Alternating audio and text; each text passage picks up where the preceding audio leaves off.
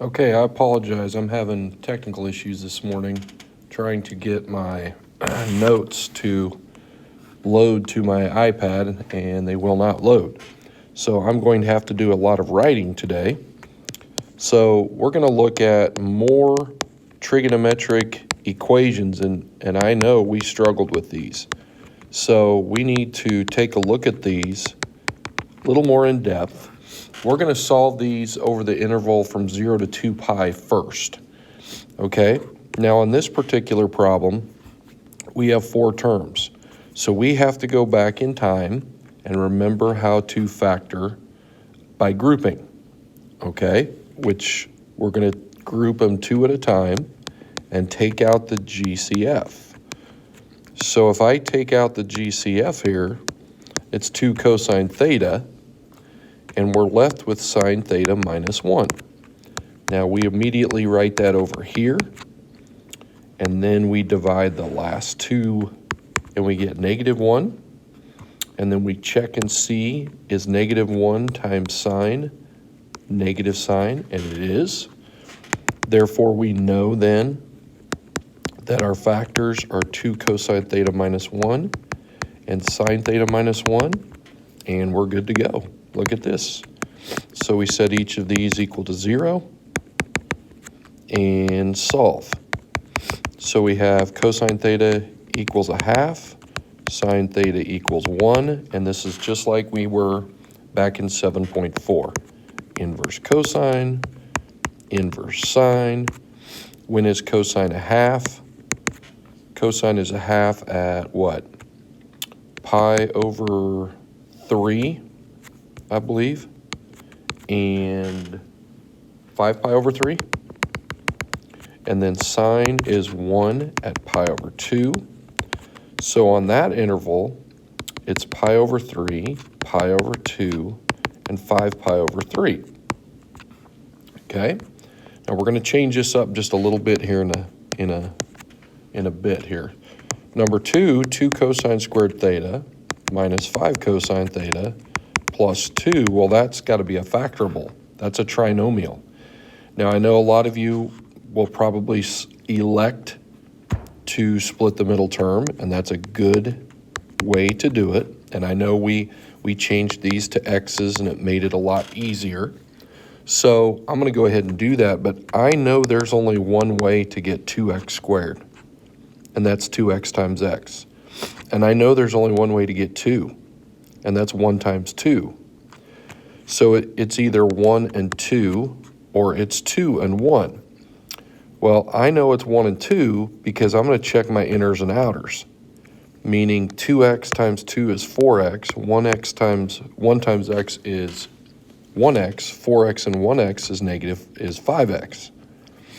Well, if those are both negative, that works then. If you want to split the middle term, by all means do it. Now, you can actually solve this for x. Okay, you can actually solve this for x. Yep, that's right. 2x equals 1, x equals 1/2, then put the cosine in there. So cosine theta equals 1/2 and cosine theta equals 2. Now I can immediately get rid of this because I know cosine is never 2. So that that answer does not exist. So the only answer we have is right here. When is theta 1/2? And I think we already did pi over 3 and 5 pi over 3. So we put that in set notation, and we're done. Again, splitting the middle term, though, might be your choice. You might like that better. Number 3, tangent squared theta minus 1. We can literally solve this and then take the square root. Add 1. Take the square root, so tangent theta, sorry about that. Whoa. Tangent theta equals plus or minus 1.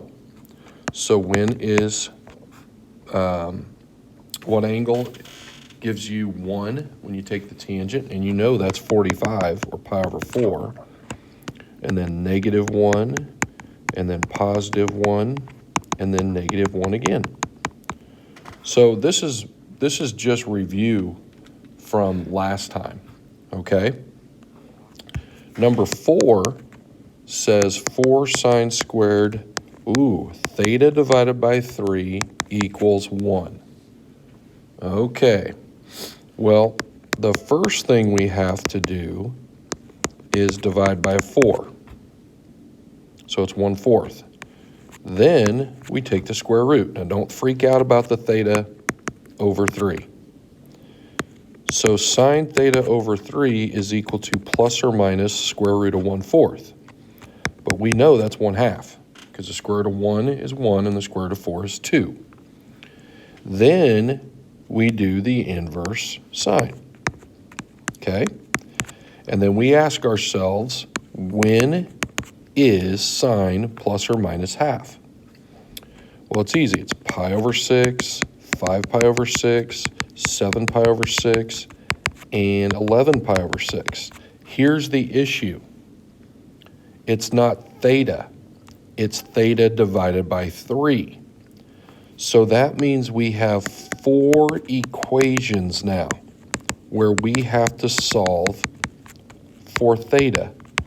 So we set each of those equal, theta over 3 equal to our answers.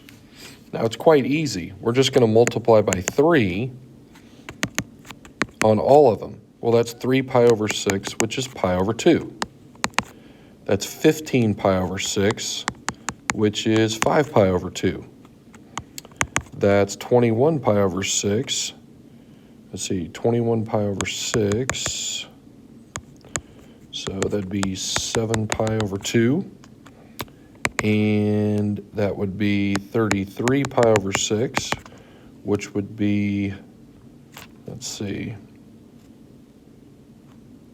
11 pi over 2, right? So there's your answers.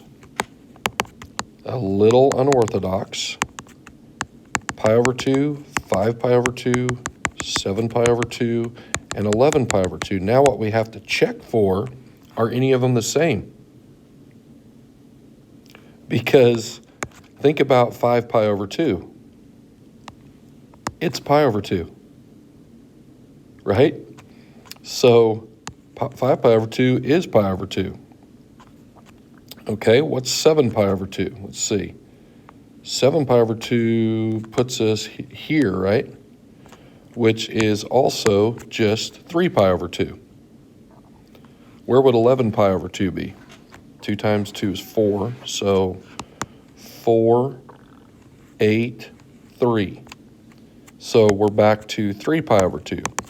So our actual answers are just pi over 2 and 3 pi over 2. All right? Now, it takes much more thought, but we can do it. All right? We can do it. We just have to filter through here. Okay? Number 5, tangent 2 theta equals 1. Ooh, 2 theta. Well, no biggie. Just do the inverse tangent. That gives us tangent 2 theta equals, when is tangent 1? Oh, sorry. When is tangent 1? Well, it's 1 at pi over 4 and, let's see, 5 pi over 4, correct? And now you just figure it out. Divide by 2, divide by 2, divide by 2. So it's pi over 8 and 5 pi over 8. So theta is pi over 8 and 5 pi over 8. Okay? Not easy, I admit. All right? Now, identities, using identities to solve equations. So it's example 1, 2 sine squared theta minus 3, equals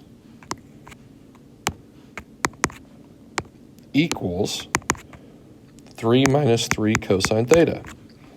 Well, it's going to be tough to solve this with mixtures of sines and cosines. Well, I know that sine squared is 1 minus cosine squared. So I'm going to start there. Man, I'm having all kinds of issues. I'm going to start there. And, well, I don't know what happened. 1 minus cosine squared theta equals 3 minus 3 cosine theta. So I'm going to distribute that 2, and then I'm going to look at this and say, okay, I can't solve a problem without setting it equal to 0. So I'm going to add 2 cosine squared, and I'm going to keep that minus 3, and then I'm going to subtract 2, and 3 minus 2 is 1, equals 0. Now again, you just pretend these are x's, but this factoring is really easy because there's only one way to get 1. 1 times 1. There's only one way to get 2x squared, and that's 2x times x. And they both have to be negative in order to get a negative 3 cosine in the middle.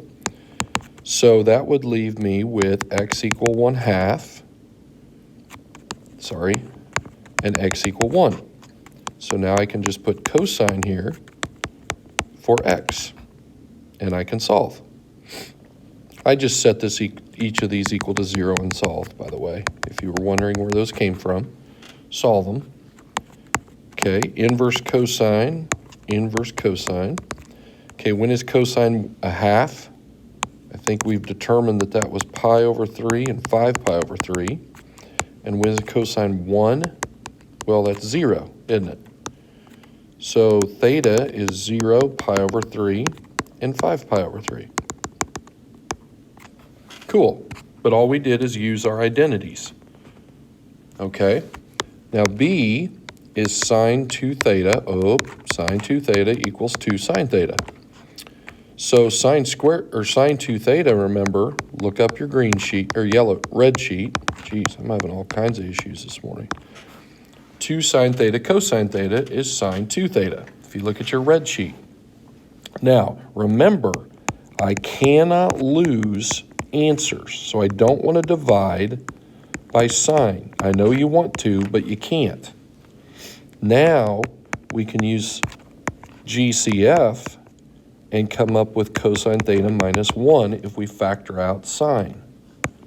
And now we have 2 sine theta equals 0, cosine theta minus 1 equals 0, so cosine theta equals 1, and sine theta equals 0. Okay, so we do inverse sine, inverse cosine. Let's see, when is sine 0?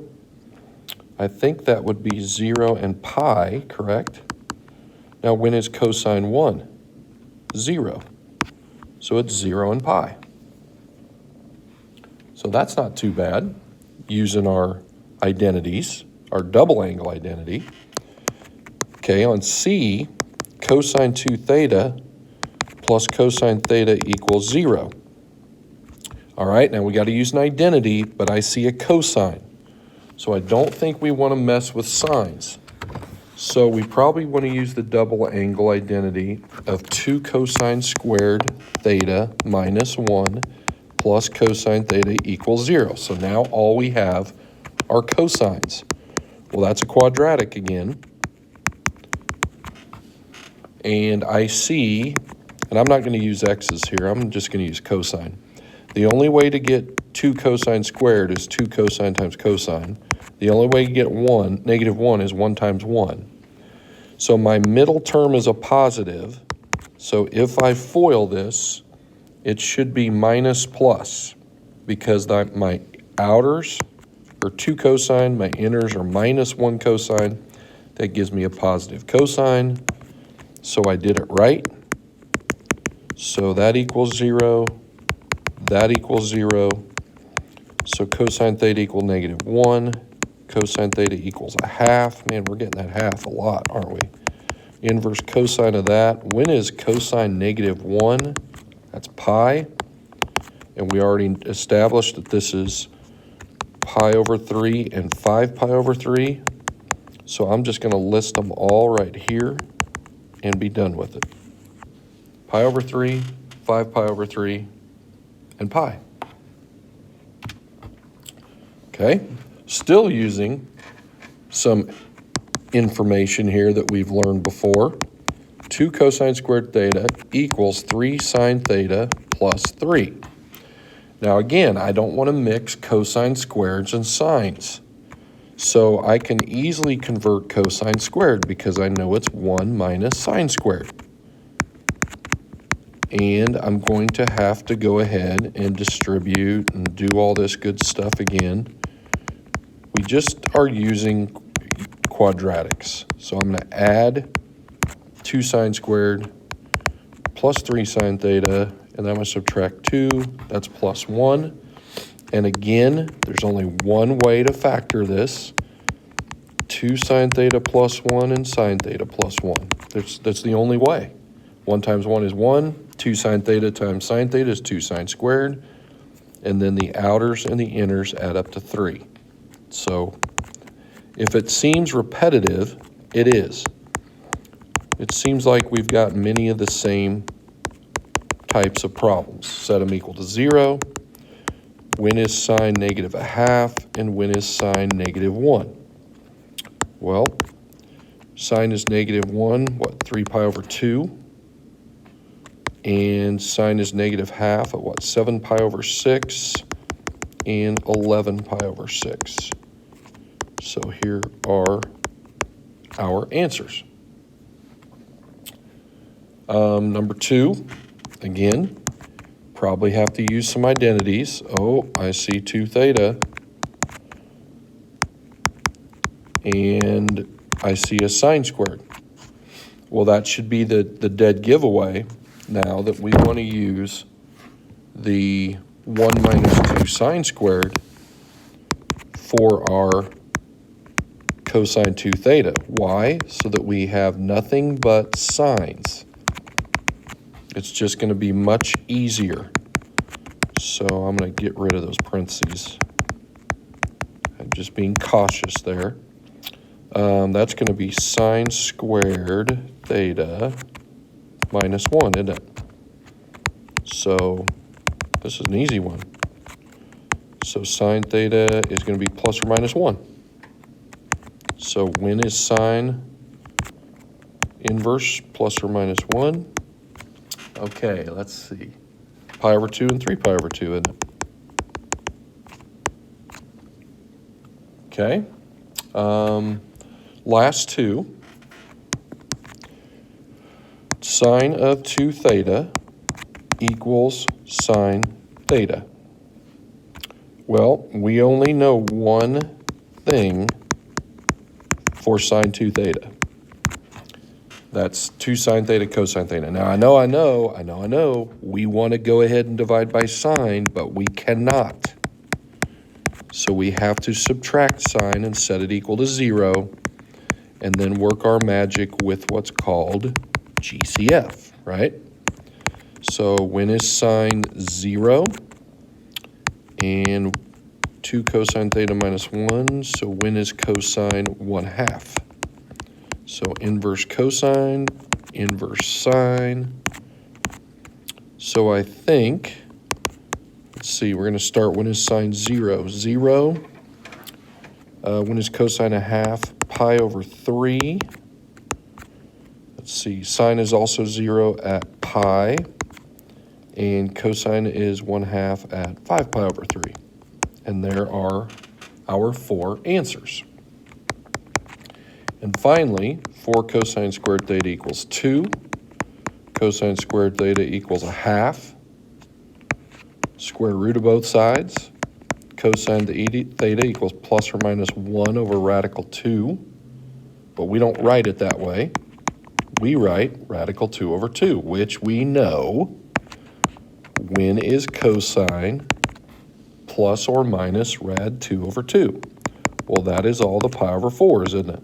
Pi over 4, 3 pi over 4, 5 pi over 4, and 7 pi over 4.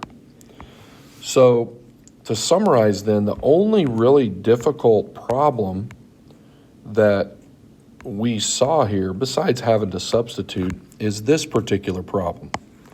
And we're going to get more of those. There's no doubt about that. But I do want to tip us off to something that we're going to see on the final. And that is this question. Find all real solutions. Okay, so I'm going to pick a particular problem, first of all. Let's just take number 3 because we can see it. Since we know that our the answers from 0 to 2 pi are those. We need to list all of the possible solutions going around the circle, okay? So this is not that easy. I hate to tell you, this is not that easy. If answers are pi apart, we can add pi. If answers require us to go all the way around, then we're going to have to add 2 pi. Sometimes answers only require us to go halfway around or a fourth way around till we get the next answer. So we would add pi over 2 or pi over 4. So let's think about this real quick. Our answers are at 0, pi, pi over 3, and 5 pi over 3. Okay? So I'm just going to draw some lines there. Well, we know that every 0, 0, 2 pi, 4 pi, 6 pi are answers, correct? And every pi, 3 pi, 5 pi, every odd are answers. So we don't want to write all the solutions down. We couldn't do it. We'd be here till we die. So what we're going to do is we would just add pi to 0 each time. Okay, now what does this look like then? All right, so I'm not even going to put 0. I'm going to put pi. Pi times k. Now what's k? K is any integer, which means negatives too. So if I put 0 in, what's the answer? 0. If I put in 1, it's pi.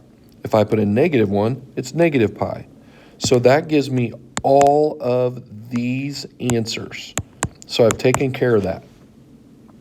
Now, how do I get all the solutions of pi over 3? Well, this isn't a distance that are the same. Those aren't distances that are not the same.